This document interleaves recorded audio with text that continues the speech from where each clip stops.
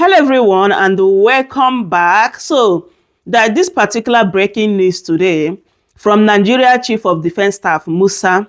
You guys know that since the arrest of Simon Ekpa, the lovers and the followers of Simon Ekpa have been sending evidence to prove that what they're accusing Simon Ekpa is not true. But Nigeria government, they are trying all their possible best in order to make sure that Simon Ekpa is returned to Nigeria. So today, that this breaking news which says that extradition process have been completed for Simon Ekpa to return to Nigeria so that he can face his trials. So some people are saying that it's not possible because Simon Ekpa is a citizen of Finland and there's no treaty between Nigeria and Finland. This is the reason why some people believe that it's not going to be possible. But Nigeria government are telling us that extradition process have been completed, that Simon Ekpa is going to be returning to Nigeria very soon. My people, that is wahala if this is true. I believe Finnish government, uphold the rules of law. So we don't even know how this is going to play out. But I would love you guys to just listen to this, our brother, concerning Simon Ekpa matter.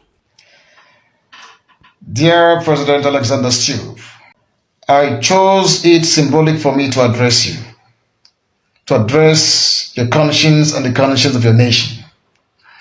Firstly, I wholeheartedly and humbly congratulate you on your well-deserved election as the President of Finland and also a representative of a great nation respected and reputed for its solid dedication to human rights, democracy, and justice.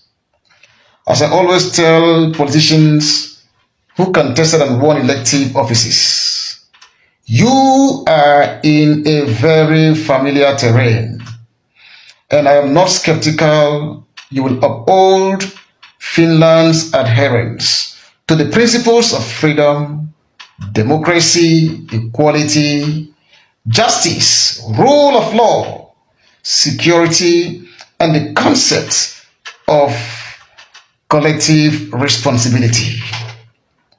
These are not mere ideals for me, but the very plains upon the world knows that Finland stands on the global stage.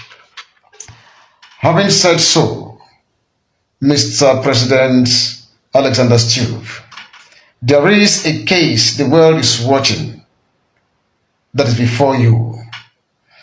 The manner in which your government will handle the case of your patriotic citizen, Simon Ekpa, will be a litmus test, as it is usually said, for Finland's adherence to those principles and philosophies I mentioned. The ball is in your court and it is up to you, and history is also there for you. I want to let you know, Mr. President, that Simon Ekpa, like Mazi Nnamdi Kanu, have both not committed any crime known by any conscience of any law on the surface of the earth. There is no crime at all whatsoever both of them have committed. And both of them have been vocal advocates for the Biafran people, their own people, whom you know very well have been subjected to what any human being with conscience would perceive as a continuing genocide by the Nigerian government, which began since 1967 till date. So I do not see any crime committed by any of these people for standing up for their people. I do not see. Your own nation too fought Russia tooth and nail, to become independent or a sovereign state today. So you should know what I am talking about here. Dear President Alexander Stubb, you know that in 1914, the British subjected the various independent nations of the South and North in the nomenclature of amalgamation, and then went ahead through the bloody independence of 1960. There is nowhere on the surface of this earth, I repeat, there is nowhere on the surface of this earth where independent nations, as you can see in ours, are lumped together like that to become one nation without taking into cognizance the people's historical, cultural, traditional, and linguistic affiliations. It does not happen anywhere at all. Even the founding fathers, so-called, of Nigeria acknowledge this distinctiveness of the people. Having said so, I want to let you know, Mr. President, that evidence, so much evidence abound of state-sponsored killings of Biafrans in Nigeria. You see, since 1940s, it happened also 50s, 60s was the general massacre, the genocide. Up till today, it is still happening. You are also aware of the extraordinary rendition of Mazi Nnamdi Kanu from Kenya, followed by his torture and unlawful detention up till today, which is a violation of his rights, known in the eyes of any law on the surface of the earth. The world is silent while all of these things are happening to the Biafrans. And I have to thank those with conscience who are equally speaking up. For the sake of time, Mr. President, I want to remind you that history bears witness to Finland's humanitarian aid during the bloody civil war. So I know that you will not divert from what Finland, the support Finland gave Biafra. You knew all of that very, very well. Therefore, at this time, the Biafran people turn their eyes to the direction of Finland, not for any aid, but to stand against the violation of the UN Charter on Self-Determination. That is what we want from Finland today.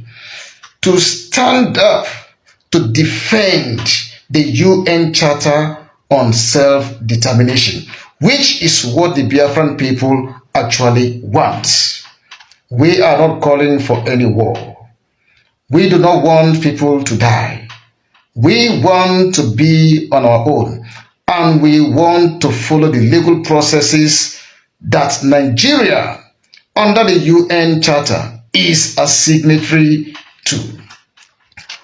Having said so, in fact, the environment of fear and oppression is what propelled both Mazi Simon Ekpa and Mazi Nnamdi Kanu to act legally and morally in defense of their own people who are daily confronting existential threats without criminal, with impunity on the part of Nigeria.